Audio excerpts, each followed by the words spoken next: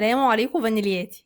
عشان البداية الصح بتفرق. عشان كل جنيه بتصرفيه زيادة على مهاراتك ده في حد ذاته استثمار في نفسك، بيفرق جدا في نظرة العميل ليكي وتقديره لشغلك.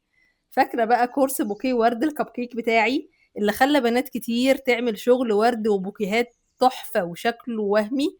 النهاردة في مفاجأة جديدة، ضفتلك وصفة كريم شانتيه قابلة للمس بس هدية بجد.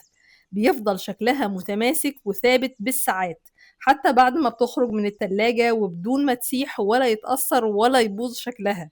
بس خدي بالك، أهم حاجة في الوصفة دي إنها غير الوصفات المنتشرة على الفيسبوك، يعني من غير جيلاتين ومن غير سي ام سي بوظ قوامها ومن غير بودرة تشيز كيك ولا تشيز كريم اللي بتخلي طعمها غريب ومدي على نكهة جبنة عجيبة. والمفاجأة التانية إن كل ده بنفس سعر كورس البوكيه بتاعي، يعني مفيش زيادة جنيه، لكن في زيادة وصفات. لو حابة تشتركي معايا أو يبقى عندك أي استفسار وأرد عليه، هسيبلك تحت في أول تعليق مثبت على الفيديو لينك التواصل على الواتساب.